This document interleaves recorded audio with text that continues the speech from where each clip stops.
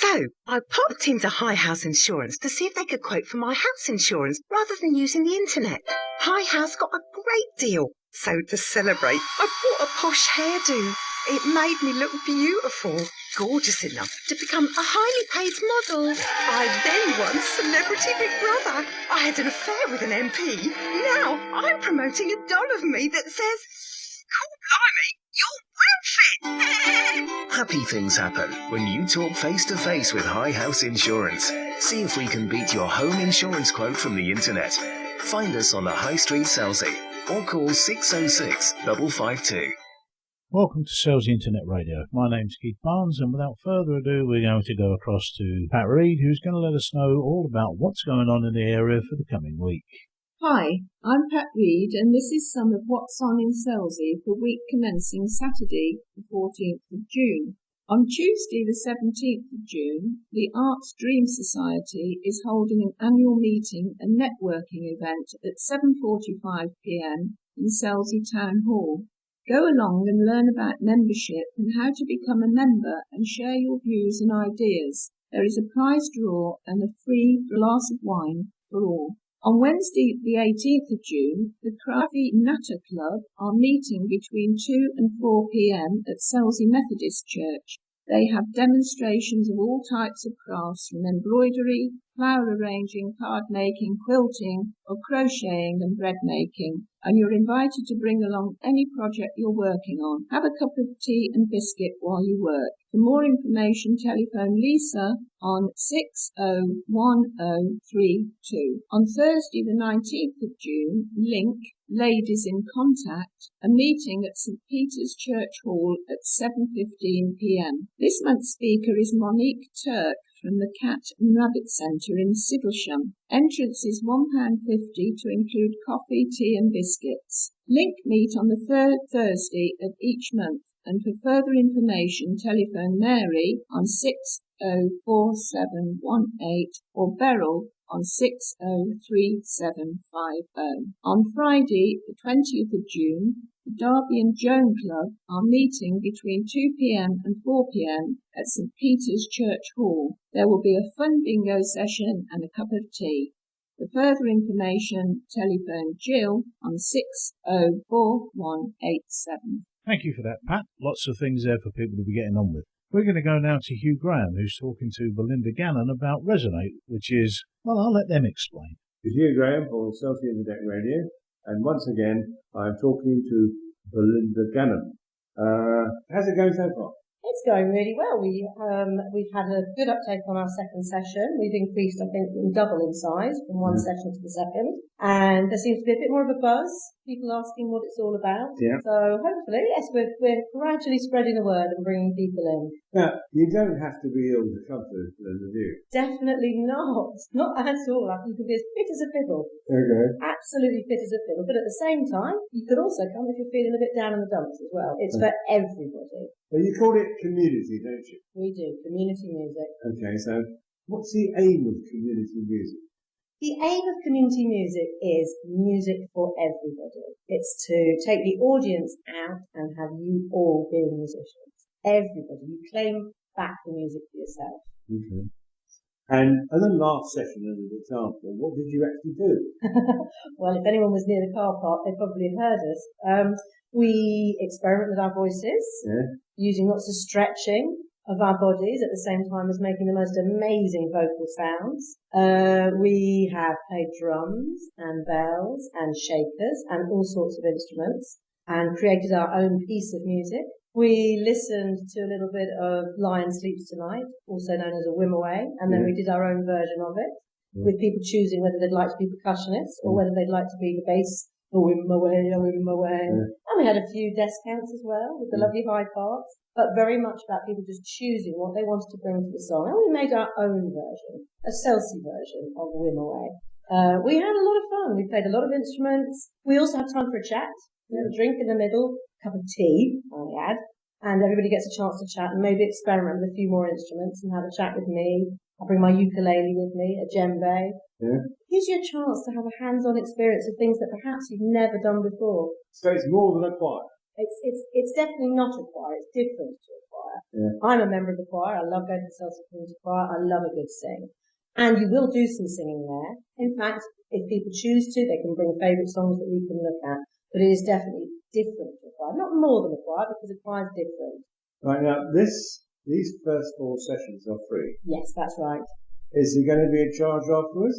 There will be a nominal charge when we start back up proper, in the fact that we have to cover various things such as myself and venue. But I'm hoping it's going to be a very minimal fee, maybe a termly fee, similar to the way that the community choirs work. Okay. All right. So, for example, we run a writers' circle here, and the subscription is something like £10 a year. Right. And then you pay a fee for every meeting you attend. That sounds like a very good idea, actually. So that way you've got people who've almost joined your organisation or your group. Because I think if it's important that people make a contribution, isn't it? It is. Because then they own it. Exactly, and it is. That ownership is really, really important. All right. You don't value things you get for nothing, do you? No, I don't think so. You always think there's a bit of a catch. Well, yes. There's that wonderful cliche, isn't there? There's no such thing as a free lunch. There's no such thing as a free lunch. And I have found that to be true. Yeah. And the next one on June the 19th will be in the same place. Same place, yeah. But you do need to just pop your name down, either at the centre, or you could email me, belindagannon.musicforall@gmail.com. So that's Gannon, Gannon .musicforall with a 4? No, with FOR. I can't do all that. music4all@gmail.com. True. And you can also just email me for more details, really, as well. There's a Facebook page as well. And also they can contact you through the Selsey information exchange. Of exchange. course, absolutely, yes. Yeah, which is probably a lot easier for Mike has got my details, and yes, exactly, that all of those things there. Okay, well, I look forward to seeing you on June the 19th. Yeah, and I hope lots more people come and join us and really bring the music back to Selsey community. It would be great, getting everybody together. Okay. Lots of fun. Thank you very much. Thanks a lot, Bernard. Thank you, Brenda and Hugh, for explaining some of the strange noises emanating from the area around the doctor's surgery. In our next interview, Thea Foot talks to Mike Nichols about the Visually Impaired Club. Hello, Mike. You're here again. You're going to tell us about the VIPs, aren't you? Good afternoon, Thea. Yeah, I have a great regard for Bobby Ailing, who runs the Visually Impaired Club, who meet every other Tuesday afternoon, and they've 15 to 20 members come together to help one another, all have a sight impairment in common. So that can vary from poor sight, or is it people who've got macular degeneration, or have always had a problem with sight? I think it can be a variety of causes, but all the same consequence. That is, that they have challenges to face, and they find strength from facing those challenges together, particularly in older age. Yes, I think it must be very, very frightening not to be able to see when you have seen in the past. But I know a gentleman who copes so brilliantly with it. He virtually does everything that a normal person would do who could see. So it can be beaten, but it's important to have that psychological backup, I think, with friends, other people going through the same thing. Yeah, I'm sure you're right, and I think it also helps that the club provides a vehicle for sort of social interaction and friendship, as well as sort of mutual support. And they go on, summer outings, so, people get out of their home, they enjoy the fresh air, they enjoy company. And I'm told a very good cream tea from time to time. They also have some form of entertainment every now and then, don't they? Yes, I think we've a common friend, Ellis, who sometimes tells them stories, and they will have speakers and so on. And they also are part of a wider charity called Foresight, which works across Sussex to provide not only clubs for people in this kind of need, but also equipment and, other facilities that people are able to draw on. I've said it before. I still think we're very lucky to have these wonderful charities here. I don't know of anywhere else that has this. I'm sure they have, but living here, I'm very aware of this one, and certainly it's helped people that I know come to terms, really. I think that's the word, isn't it? Come to terms. I think when we face these needs, to have companions, to have advice, to have support, to have friendship is a wonderful help, and the Visually Impaired Club certainly provides it.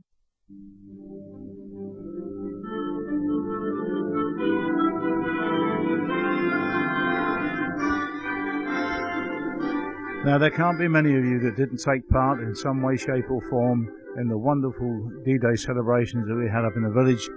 And Hugh goes over now to speak to Lynn Reeves, who was one of the organisers of this fantastically successful event. We've got Lynn Reeves here today, and she's going to tell us, aren't you, about D-Day. Good morning, Hugh. Morning. Yeah. Well, I can tell you what happened, but I think that most of the people in Selsey were here to see it for Well, themselves. unfortunately, I wasn't, because I wasn't feeling very well that day. No, I'm sorry. You missed a wonderful day. And in fact, it was quite magical. Yeah. It was just wonderful. Everybody in Selsey turned out, thousands more besides. We didn't do a head count, but there must have been about 4,000 people there. Really? Yeah, it was huge. And did you shut the high street? Yes, we did. Yeah, we got the high From street where to finished. where? Right the way down from Delavanti, right the way up to the Riviera. Oh, right, All lovely. the way along. And the parade was just so moving. There were people in tears along the way. It was just wonderful. Yeah. It was a wonderful, wonderful day. So thank you, Selsey. Okay. So, well, explain to me, so, were the stalls, or what happened? Well, Teresa and I started organising D-Day 3 months ago. We didn't think that we'd have time to do it, and lots of people said that we wouldn't have. But we did it. We did it. You know, we pulled it together between us. But you say you keep on talking about Teresa's. Tell me who Teresa is. Teresa Spencer owns Delightful Things for Us in the village. Okay. She's a wonderful, hard-working lady, I can assure you of that. Well, we got together, and the pair of us together are quite a team. Yeah. Because neither one of us will give up. I think that's wonderful, Right, don't yeah, you? yeah. So we overcome some obstacles. We've had tears and tantrums along the way, and we've also had lots of high spots, and it's just been wonderful. Yeah. And have you had any help from Mike Nichols? Of course we have. Yeah. Okay. Mike's been there in the background all the What time. actually Mike Nichols said was, it's very difficult to turn Teresa and Lynn down, so when they ask you to do something, the chances are that you're going to do it. It's very difficult to refuse, he said. Well, that makes us a good team then, doesn't it? God help you all. Yeah, right. No, I don't mean it like that. But, you know, we are already talking about our next venture now. Yeah. Because it was such a success. Now, bearing in mind that it was also a success because so many people helped along the way. You know, It wasn't just Teresa and I. And everybody in Selsey turned out for it. And that was wonderful. And it was so lovely to see the whole community come together and support like that. And that really moved me to tears at some point. I looked along the road at one point, and all I could see was a sea of faces. And I had a tear in my eye, and I just thought, this is what it should be about. And they were wearing clothes of the period, too, weren't they? Clothes of the period, yes. Everybody, all the women, or lots of women wearing tea dresses, and I had an air raid boiler suit on, because I don't do dresses very well. And it was really good fun as well. So it turned out to be a good fun day for the whole family. And how many stalls were there? Oh gosh, I don't know. I didn't count all the stalls, but there were quite a few stalls. We also had the co-op kindly lent us their car park, so we had market stalls in there, proper market stalls. Watch this space, but not in the co-op car park because the poor. Did you know? Was there a lot of trade going on? People were buying and selling? Yeah. Okay. Yeah. And all of the high street traders did very well that day, which is what they needed to do. We needed to give a morale boost to the shopkeepers in Selsey. And I Why? think Why do they need a morale boost? Because it's not very easy to be a shopkeeper in Selsey, Hugh. People think that Selsey's doing really well, and the shopkeepers in Selsey aren't doing really well. I mean, if it wasn't for Bun Leisure, and I hate saying that, because we should be self-sufficient, but I love Bun Leisure to bits, so don't get me wrong, but we should be self-sufficient in Selsey. And it did give the shopkeepers a bit of a boost, and they were able to pay the rent this month without worrying about things too much. Yeah. But things are getting quite serious in Selsey for the shopkeepers, and we do need the village support. We really, really do. Okay. You know. So what can I say? The day did that. So I was talking to Mike Fletcher last week. He's supposed to be that he'll do the farm development, which will be he'll bring Asda into the village. Yes. Now he maintains that will help the high streets. That remains to be seen, doesn't it, Hugh? We don't know that, do we, at this point? And I have mixed feelings about it. I really do. And I know a lot of other people do. And the fact is, the proof of the pudding's in the eating, isn't it? Sure. And we have to wait and see, don't we? We just have to wait and see. Or I suppose that's true. Yeah. I listened to him and I started off being quite sceptical. So did Thea. But we both come away thinking that it's probably what Selsey needs. Okay. I'm still waiting to see for myself because one of the things that I think is really important is that with it will come a petrol station. Now, when I came to live in Selsey in 1970, there were 6 petrol stations, and at the moment we've got to go all the way to Symmetry. Horse Solution Garage, eh? Yeah. But there you go. I mean, there are pros and cons for Asda all the way along, and I've got very mixed feelings about it, and I will wait and see what happens. To be honest, I can't do much else, and neither can all of us. Along the way, I would hope that Selsey residents still support the high street. Right, okay, so what do you think that Selsey needs to do? Oh, I've got lots of plans on that one. Okay, well, do you want to talk about some of them now? Okay, we could do.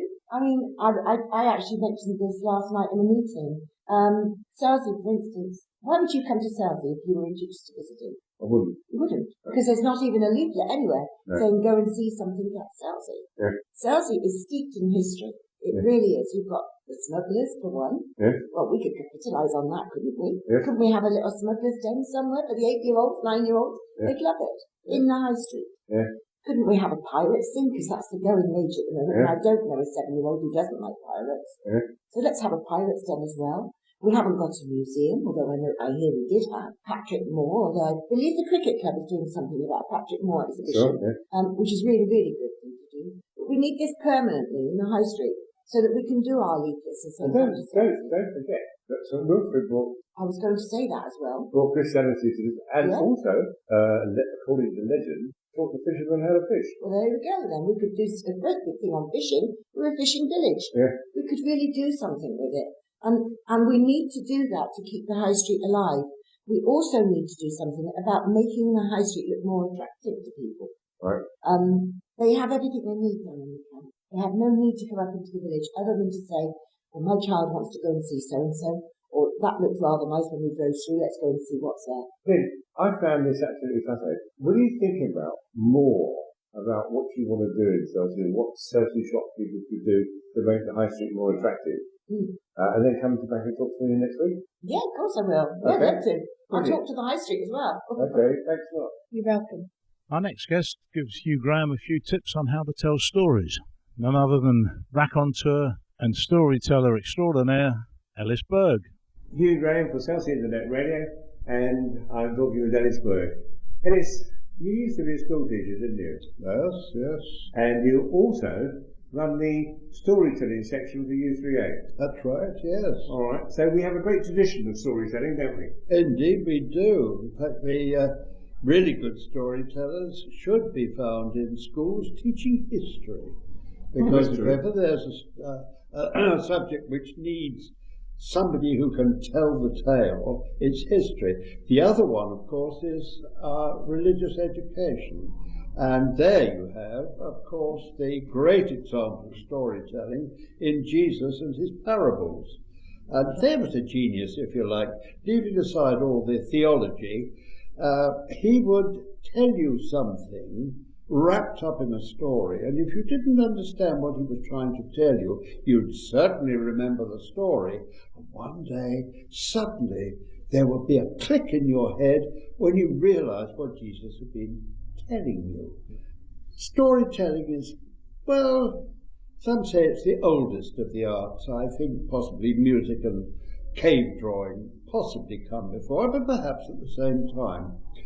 And storytelling has 3 aims, and this sounds like the BBC, is to inform, it's to educate, which means to lead out and improve people, and to entertain. And if you don't do that, the other 2 won't work, as you know, listening to the BBC today. The person I was drawn into by, was somebody at the Writers' Circle who had just heard somebody called Stella Porter talking about storytelling at the Writers' Circle. Now, Stella Porter is the national organizer for the U3A, and I've learned quite a lot from her.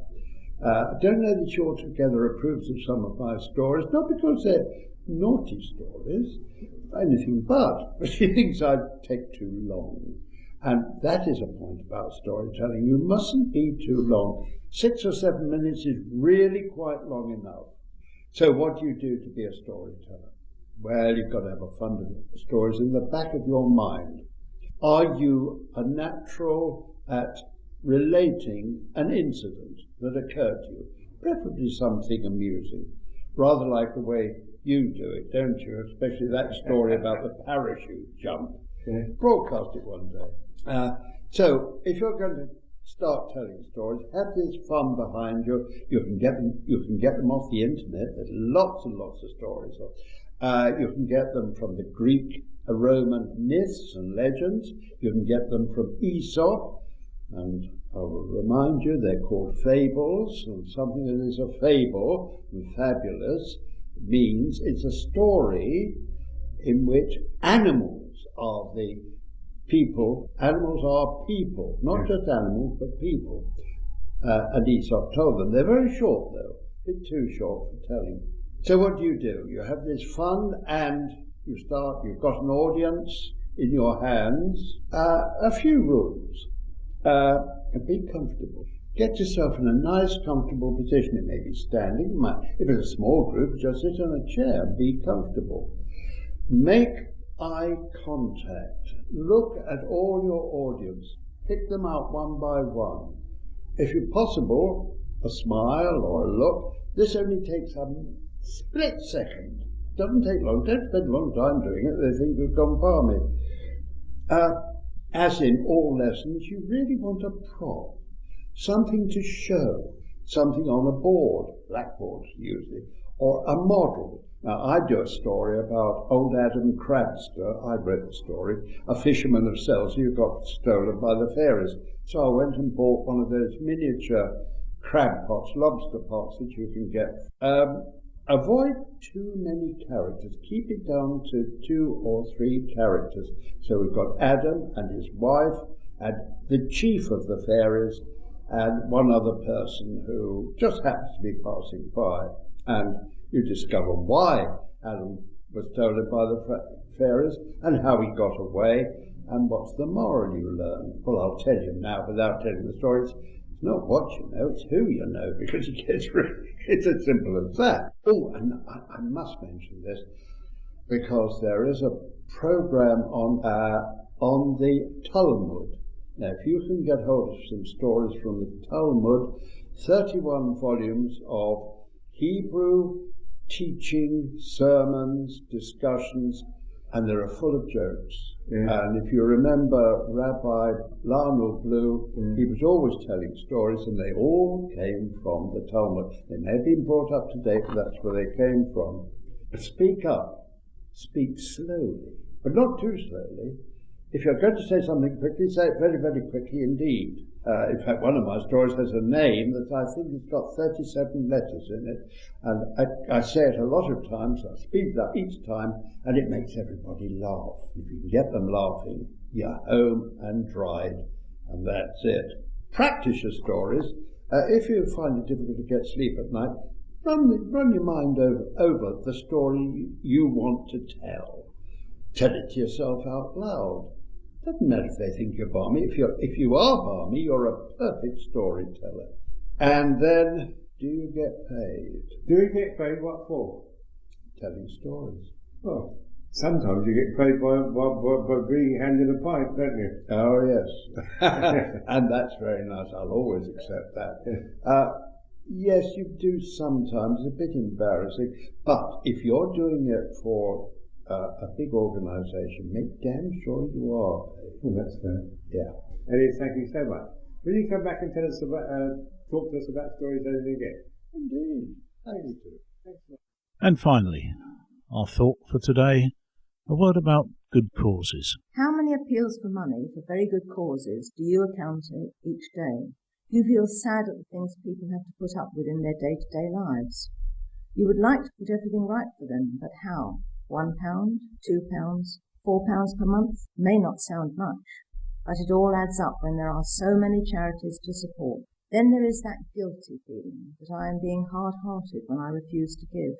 Then I came upon this story in the book called Chicken Soup for the Soul, an American publication that collects stories from all sorts of people who have learned some lessons in life. This story gave me hope that even the smallest contribution in only one direction is worthwhile. It is entitled One at a Time, written by Jack Canfield and Mark Victor Hansen. A friend of ours was walking down a deserted Mexican beach at sunset. As he walked along, he began to see another man in the distance. As he drew nearer, he noticed that the local native kept leaning down, picking something up and throwing it out into the water. Time and again he kept hurling things out into the ocean. As our friend approached even closer, he noticed that the man was picking up starfish that had been washed up on the beach, and, one at a time, he was throwing them back into the water. Our friend was puzzled. He approached the man and said, "Good evening, friend. I was wondering what you are doing." "I'm throwing these starfish back into the ocean. You see, it's low tide right now, and all of these starfish have been washed up onto the shore. If I don't throw them back into the sea, they'll die up here from lack of oxygen." "I understand," my friend replied. "But there must be thousands of starfish on this beach. You can't possibly get to them, all of them. There are simply too many.